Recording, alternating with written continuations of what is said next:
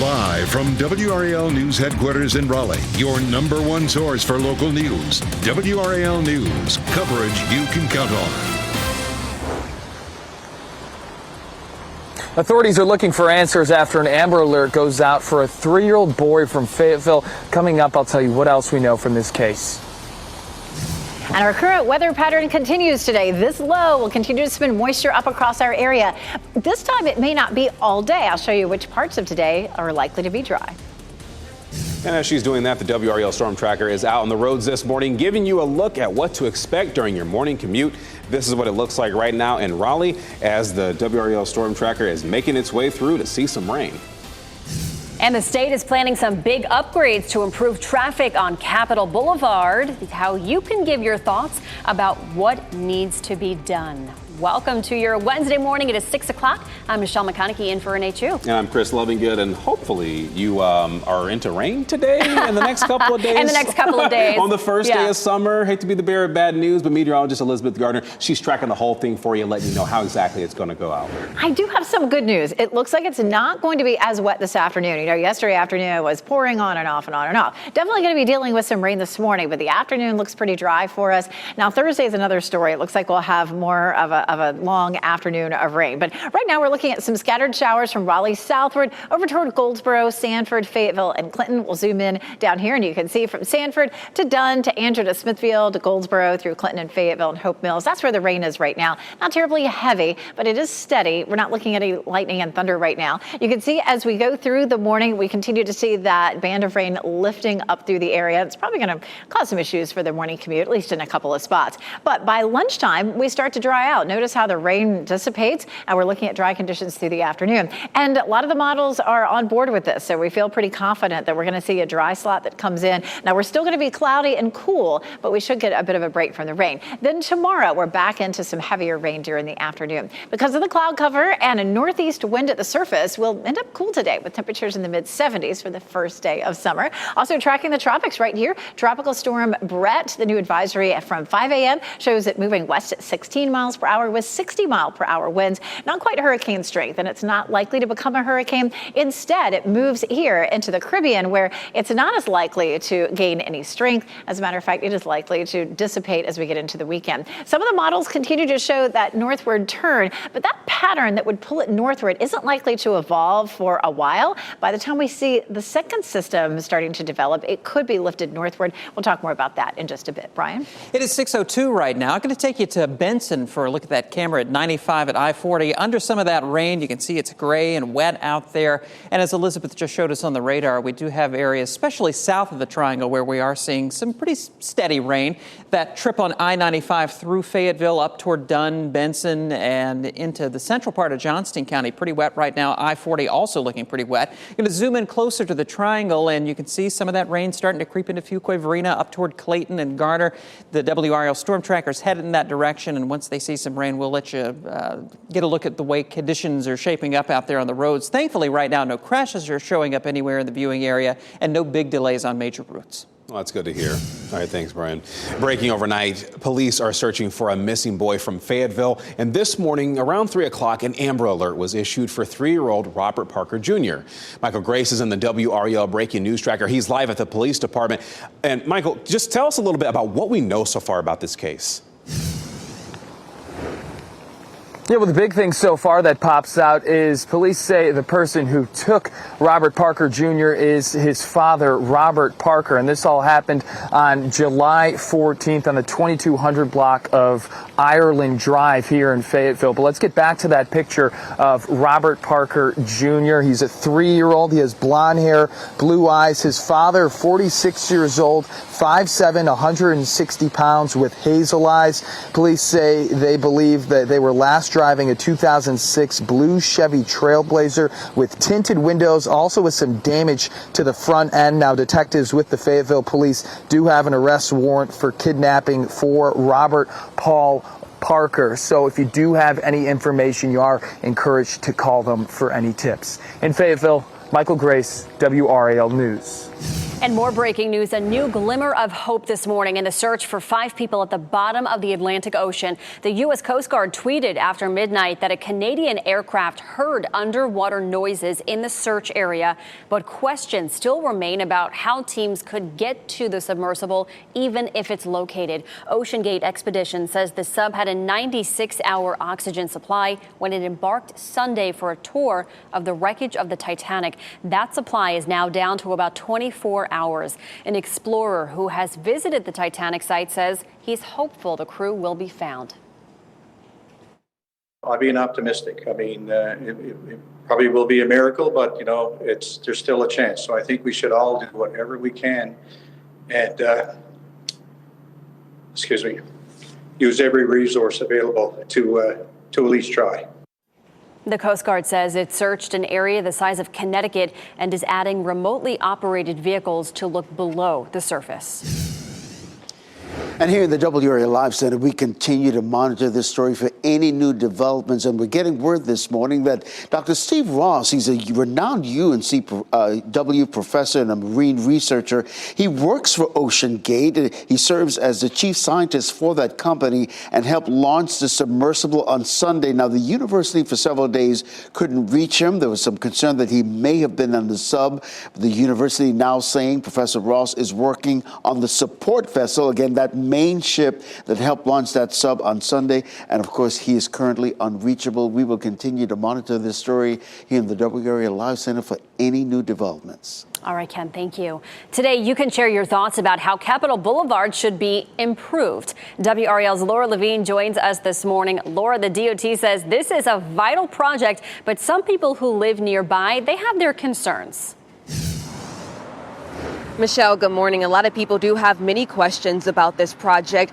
The construction for the first leg of the project will take place right here between I-540 and Durant and Perry Creek Roads. The NCDOT says up to 65,000 vehicles travel the main stretch of Capitol Boulevard each day. So as you can see, a very busy area. After completing an environmental assessment, the public is asked to weigh in today on the latest plans. Today's public hearing will go more in depth on that recent study. The DOT wants to convert Capitol Boulevard to a freeway between Raleigh and Wake Forest. The 10-mile freeway would be 6 lanes wide with 12-foot shoulders and a concrete median and a speed limit of 65 miles per hour. It would also eliminate traffic lights and driveways to get rid of that stop and go for commuters. People who live in the area say some of the options for improvements would limit their access to Capitol Boulevard. Well, if this gets cut off, our neighborhood and others around us are cut off.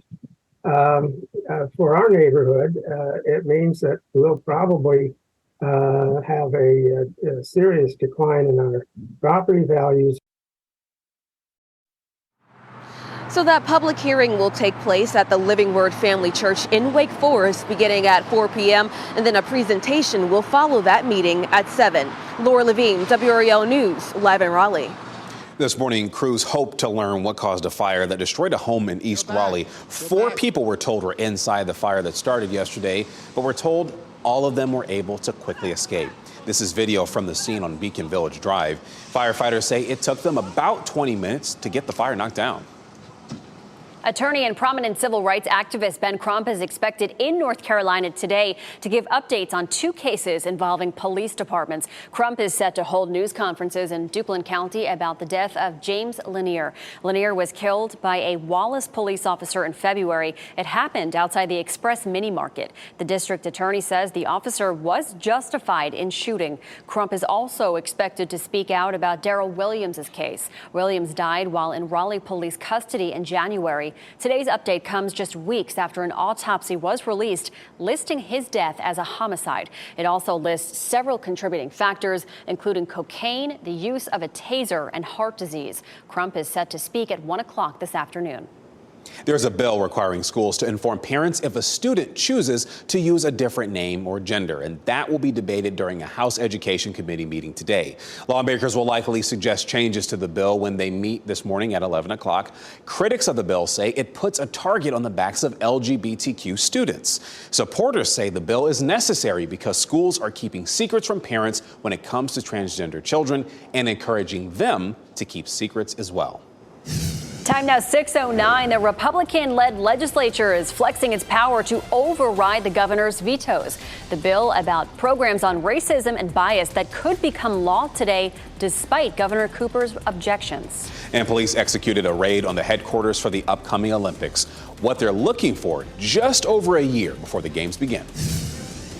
And today is the first day of summer and, ironically, the coolest day of the next 7. We're going to see a flow coming out of the northeast with cloudy skies. Rain this morning, but it may be drier this afternoon. After that, Thursday and Friday look a bit wetter before we start to heat things up over the weekend. I'll also have a look at the tropics for you coming up.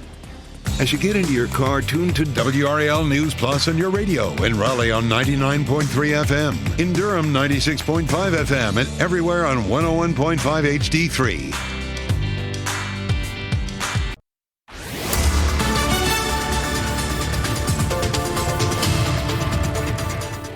6:12, taking a look at some showers this morning. We saw these starting down to the south, near the South Carolina line. Those are starting to lift a little farther north, starting to see that now in Wilson County, a little bit of that in Wake County. This is going to lift northward across the area and end up bringing us a few showers through the morning commute. You can see that rain still in Fayetteville and Clinton, but that's likely to start tapering off as this band moves northward. Once this band moves on out, we're likely to have some drier conditions over the through the afternoon. We take a look at Durham here, and you can see they've got the cover on the baseball diamond. It is 69 degrees, Raleigh 69, and Fayetteville's also at 69 right now with some scattered showers. So heading out the door, grab the umbrella for this morning. Later on this afternoon, it'll be cool with temperatures in the 70s, but it does look a bit on the drier side.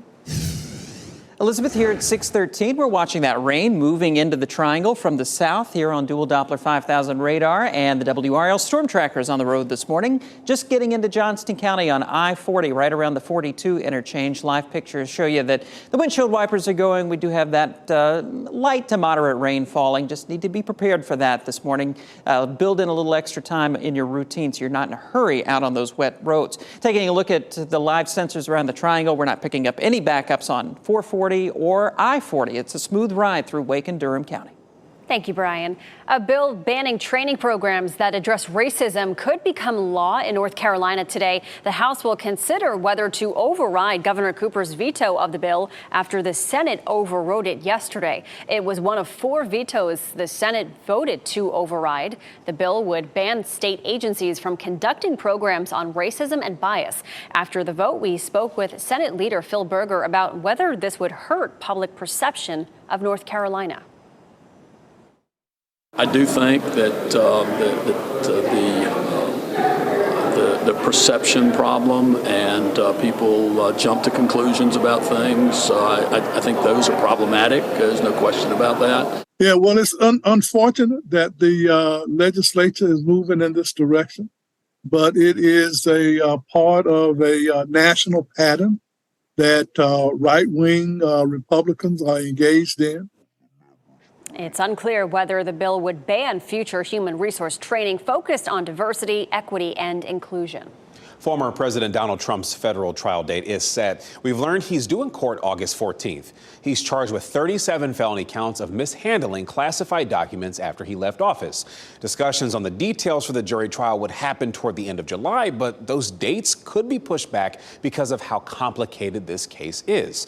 The federal judge also said the proceedings will take place in Fort Pierce, Florida. Fire officials are trying to figure out what caused a fire to destroy a small business in Fayetteville. This is video of the damage at Jones Small Engine Repair on Bragg Boulevard. Crews say they responded last night just before 6 o'clock. The owner of the repair shop, Thomas Jones, tells us that an employee was working on a lawnmower, which likely sparked that fire. Jones says his dad started the business in 1982 and that he is determined to rebuild. Thankfully, nobody was hurt. The headquarters for the Paris 2024 Olympics was raided yesterday, part of a corruption probe. French police are looking into alleged embezzlement of public funds and favoritism. Prosecutors confirm raids were also happening at the headquarters of the public body in charge of the Paris Olympics as construction sites. The Paris 2024 organizing committee said in a statement it is cooperating fully with investigators. There's a new school superintendent in Sampson County. The Board of Education hired Jamie King, who has more than 20 years of experience working in public education. King comes from Guilford County Schools, where he was a regional superintendent. People across the area are cleaning up today after yesterday's storm brought down trees. We want to show you now viewer photos sent into our newsroom from Vass in Moore County. You can clearly see their trees are showing that they took down some power lines there in these photos. And at the storm's peak, thousands of homes and businesses were without power across the region. Nearly all of those outages have been restored. And as we're talking about that, I think it's important to go to meteorologist Elizabeth Gardner to wonder, how is today going to look, Elizabeth? Today's going to look better than yesterday. We are dealing with some rain for the morning commute, but this afternoon looks dry. It will still be cloudy and cool, but we're not likely to see as much rain as we saw yesterday. Now, tomorrow, we're back into it again with a lot of heavy rain, and we'll talk more about that coming up. Taking a look around the area, we do have some showers that are falling around Goldsboro right now.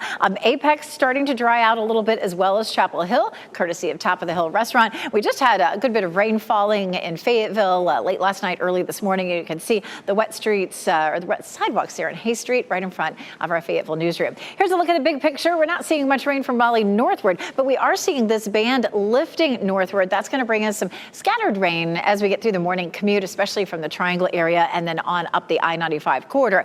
This is weakening considerably as it's moving northward. It was heavier earlier. Now it's just some light showers.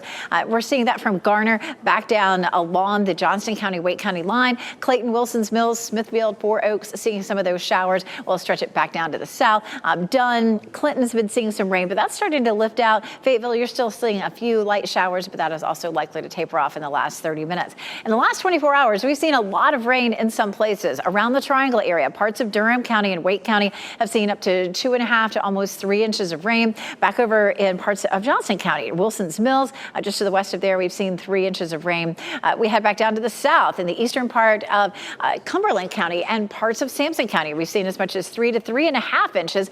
And then look at this. Here in the southern part of Johnston County and parts of Wayne County, we've seen up to 5 inches in the last 24 hours. So it's been raining pretty hard. Again, a little bit of a break today, not completely, but we do have some drier conditions that you can see down here in South Carolina. So we're going to see a bit of what we call a dry slot moving in and drying us out a little bit this afternoon. Here's lunchtime, and you can see the rain starting to taper off. There's 5 p.m. looking nice and dry through the afternoon. It will be gray and cool, but we should see a lot less rain than we saw yesterday. Now, Thursday is a whole different story. We're going to start off in the morning with some showers. You can see the rain there at 9 o'clock, and then the waves just keep coming. There's noon, there's 3 o'clock, 5 o'clock, and that will continue into Thursday evening. And we do have a different level of flooding risk for tomorrow. Today, it's a green or low risk across our area, but for tomorrow, most of the state is under that medium risk. So with all the rain that we've seen, and we add more to that between now and Friday, we could add another 2 to 3, maybe even 4 inches more of rain. So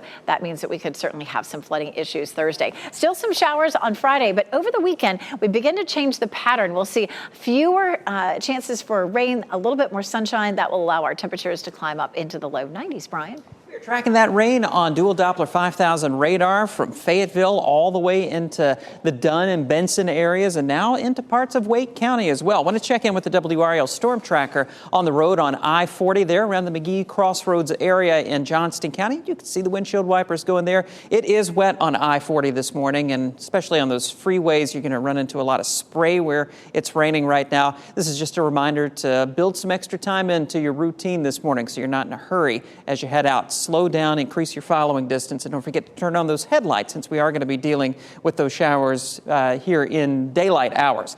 We're looking at the sensors out there on I-95, maybe a little bit of a slowdown on that northbound side of 95 between Dunn and Benson with some of that wet weather, but overall we're in pretty good shape. Around the Triangle right now, I-40 is still looking good, 540 clear on the north side of Raleigh, and in Durham, I-85 is looking fine in both directions. Good news. Thank you, Brian. Crews on the coast are making progress in their fight against a massive wildfire. The help they're getting from states away as they work to control it. Plus, our historic buildings will be lost. Our history will be lost. Changes are coming to Shaw University in the form of buildings up to 30 stories high. While many people oppose them, why? Raleigh city leaders say this is the right time to make the move. and coming up on Today, the judge who presided over Alec Murdaugh's murder trial sits down for his first interview since sentencing Murdaugh to 2 life sentences. Judge Clifton Newman talks to Craig Melvin this morning on Today. That's at 7 o'clock right here on WRAL. And right here, here's a look at your winning lottery numbers.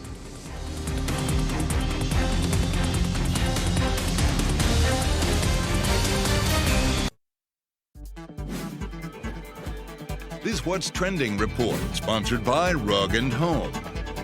The cast of one of Nickelodeon's most popular shows from the 2000s is all grown up and coming back to the screen. Brian Schrader is here now with What's Trending. Fans of Zoe 101 are getting their first look at Zoe 102. Yes, this is coming from Paramount Plus. They dropped the trailer yesterday. The movie sequel brings back many of the friends, including Zoe, played by Britney Spears' sister Jamie Lynn. It's going to be available for streaming in late July. There's a little drama already brewing with it, though. Some people online say they're not going to watch it because of the whole drama that unfolded with the conservatorship regarding her sister Britney. So curious to see what the numbers will look like in terms of how many people actually end up watching it. I don't think they're speaking right now either, so I know that that's a little bit of a... There's a little Instagram back and forth thing, so I don't know. It's interesting. We'll see. Oh my, we'll follow it all for you, don't worry. Yes. Trevor Noah is stepping back into the spotlight. The former host of The Daily Show is going to launch a podcast on Spotify later this year. It's going to be a weekly show blending humor with important global topics. He's also going to interview influential people from around the world. Yeah, he's been off the air for a little bit, so he said he's coming back. He said we'll probably fix every single issue humankind has ever faced, so you definitely want to tune in and join us for every episode. That's a lot. That's a big statement right there from Trevor Noah. But a lot of people do like his special brand of delivering the news while also poking fun. So. Yeah, we'll see. Thank you, Brian. Okay, so if you have a middle schooler who loves math and science, oh, folks, we want to meet them.